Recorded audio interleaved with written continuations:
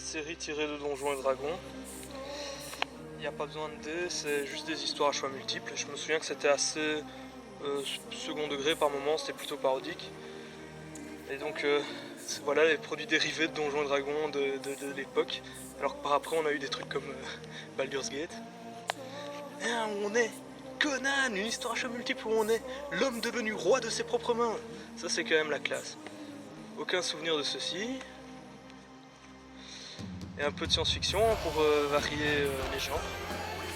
Encore un autre éditeur, rien de bien terrible ici, sauf là où c'est en fait un livre dont vous êtes le héros de super-héros.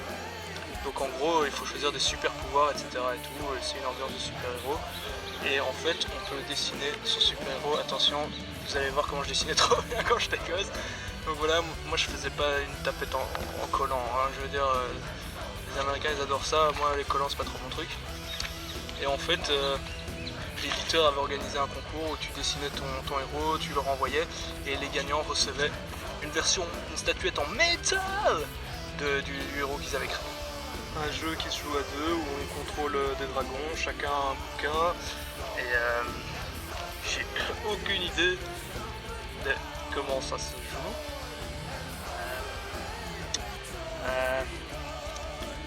Bon, d'une certaine manière, on peut dire que c'est l'ancêtre de Panzer Dragoon. Bon, par la suite, ils ont exploité le concept sous d'autres formes. Là, une BD, donc vous êtes le héros. Donc, j'ai été mettre des post-it, évidemment, aux pages où il y a des scènes de sexe. Et donc, en fait, au milieu, il y a des pages qu'on ne peut ouvrir que quand on a tous les objets. Théoriquement, on est censé donc là avoir la fin. Alors, dessiné par Yvan Pomeau qui faisait la série Angelot du Lac et Marion Duval prépubliée dans la revue Astrapi pour ceux qui se souviennent. Il y a un troisième bouquin qui s'appelle Lulu a disparu, mais il a disparu, je sais pas où il est. Donc là on voit c'est un format un peu spécial. C'est pas mal, c'est bien dessiné. Alors là dans le style livre pour enfants, il y en a trois, je sais pas où j'ai foutu les deux autres. Donc en fait on voit c'est plutôt avec des labyrinthes à suivre et selon où on va à une autre page. Il y a parfois des mini-jeux. En fait chaque fois dans chaque livre il y a une espèce de singe. Il y en a un, le titre est la jungle aux 100 pièces. Et donc là on a un singe normal, ici comme c'est de la science-fiction c'est un robot. Et dans celui qui se passe dans du médiéval fantastique, il est habillé avec des fringues de paysans quoi. Le jeu, ici il faut retrouver une clé pour arrêter le compte à rebours qui est caché quelque part et donc en fait elle est facile à trouver vu qu'elle est là. J'ai deux séries préférées. La première c'est Les Quêtes du Graal, qui est une série humoristique qui se passe inspirée du mythe arthurien. En fait, là-dedans, Merlin est plutôt une espèce d'excentrique qui, pour échapper aux forces du mal, se cache toujours dans des cachettes improbables. Et en fait, au début de chaque aventure, il nous transfère dans le monde d'Avalon.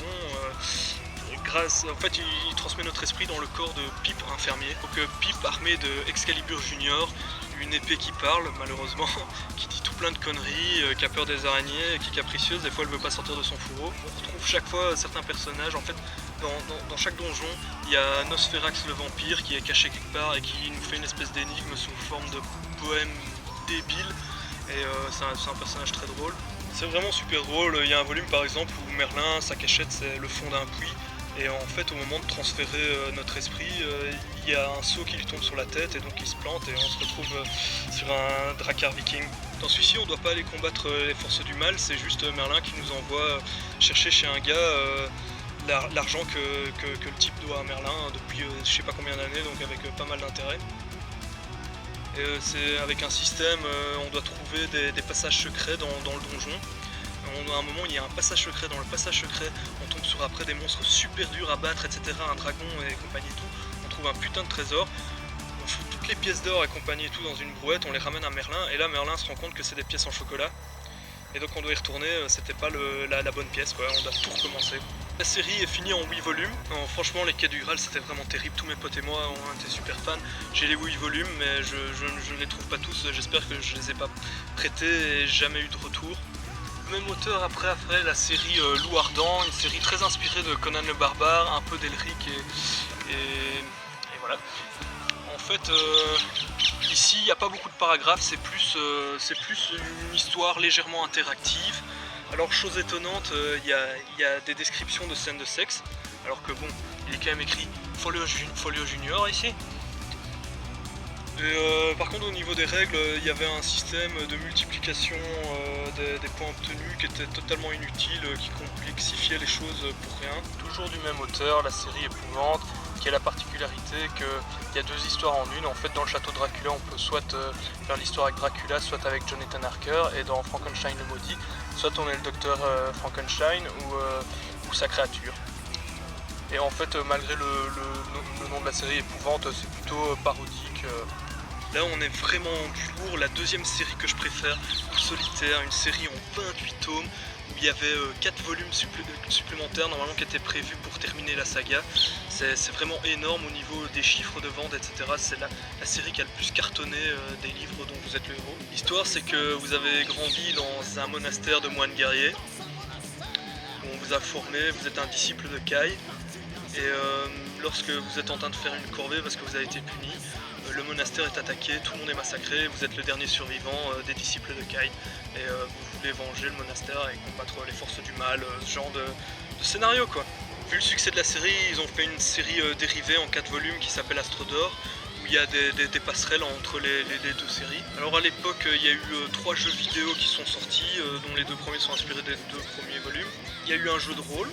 Il y a eu un projet d'MMORPG fait par des fans. Il devait y avoir un jeu vidéo qui prépare une société de Singapour qui était en préparation, etc. et tout, mais la société a fait faillite, donc je ne sais pas finalement ce qui va être fait.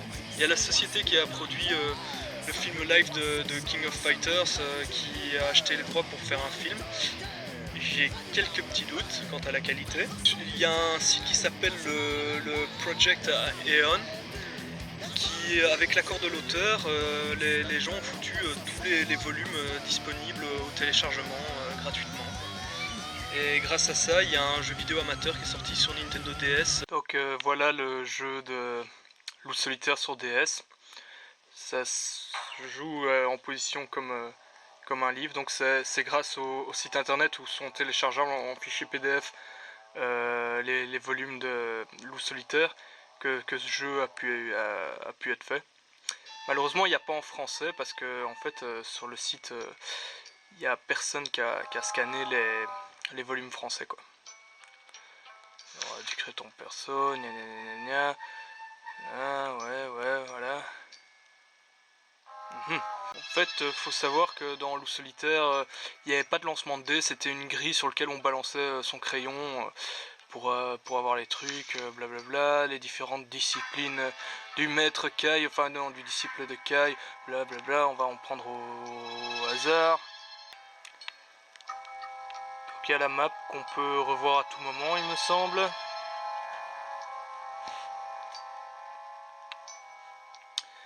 Donc voilà, on joue comme normalement. Bon, vu que j'ai le bouquin original en français, moi je vais pas y jouer, mais le jeu aurait été en français, j'aurais trouvé ça cool. Je l'aurais fait, je trouve ça cool de pouvoir jouer. Donc voilà, c'est les paragraphes, c'est les différents choix, on va de tel endroit à tel endroit, il y a de la musique, il y a des bruits. Ah, il y a un combat. Donc il y a les bruits de page qui tournent, etc. C'est sympathique. On peut changer tout ça, aller dans les menus, l'équipement et tout. J'ai testé, franchement, tout est bien fait quoi. Alors on en arrive à Œil Noir. Là c'est pas un livre dont vous êtes le héros, c'est un jeu de rôle mais édité au même format. Et là pour une fois en fait c'est d'un auteur allemand, alors que d'habitude c'est toujours des Anglais et des Irlandais. Et donc voilà, c'est un truc avec des classes de personnages, tu fais du monde de niveau, etc. et tout. Et donc il Il y a certains livres qui se jouent en solitaire en fait, et d'autres qui sont donc à plusieurs joueurs et il faut un maître du jeu. Au milieu on trouve toujours des plans pour les déplacements, etc. et tout. Donc voilà, les règles sont plutôt basiques, mais c'est une bonne initiation. Le coffret d'initiation au jeu d'aventure d'Œil Noir, qui contenait le livre des aventures, le livre de règles que je sais pas trop où je l'ai foutu. Alors, putain, j'ai ça fou là, c'est pas la même génération, c'est dans l'arrière d'un autocollant Kratos.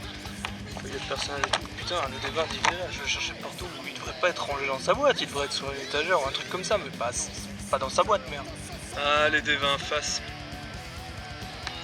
Vous savez, comme on dit dans le milieu des rôlistes, vous montrez à quelqu'un ceci.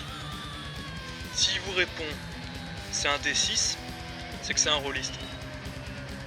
Je suis pas un rôliste.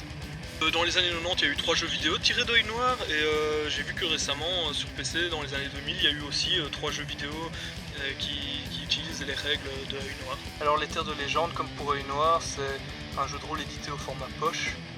J'ai aucun souvenir des règles. Ils avaient fait une série dérivée de livres dont vous êtes le héros en 5 volumes. On pouvait jouer à plusieurs. Il fallait choisir entre le chevalier, le prêtre, le voleur ou le magicien. Et en fait, la particularité, c'est que en fait, il y avait des plans des salles avec les emplacements des monstres et des héros, il fallait faire des déplacements de cases. Ce qui est marrant, c'est que moi et mes potes, on n'a pas commencé à faire du jeu de rôle avec Œil Noir et compagnie. On créait en fait nos propres règles avec les différents livres dont vous êtes le héros. On gardait les règles de chaque série qu'on avait trouvé les mieux, les meilleures. Et on créait nos propres histoires, nos propres règles, etc. On faisait souvent des trucs comme ça. Et ce qu'on faisait aussi, c'était faire nous-mêmes des bandes dessinées dont vous êtes le héros, tout mal dessinées, fait à la va-vite et compagnie. Et on se les faisait faire à l'un l'autre et tout. Ça nous faisait bien délirer. Moi, le jeu de rôle, c'est vraiment quelque chose de lié à mon enfance. J'en ai très peu fait dans mon adolescence.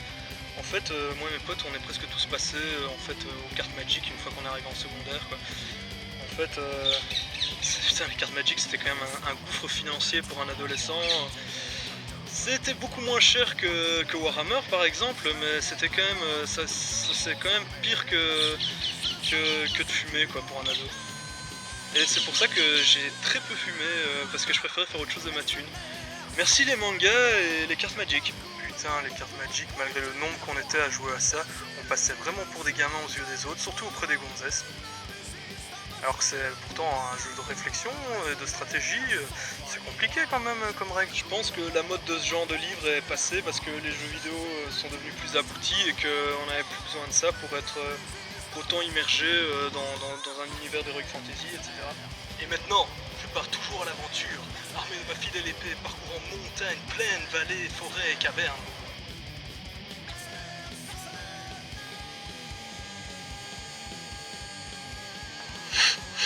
Souvenir, HeroQuest, je vais pas me mettre à parler de ça maintenant, sinon ça mettrait des plombes.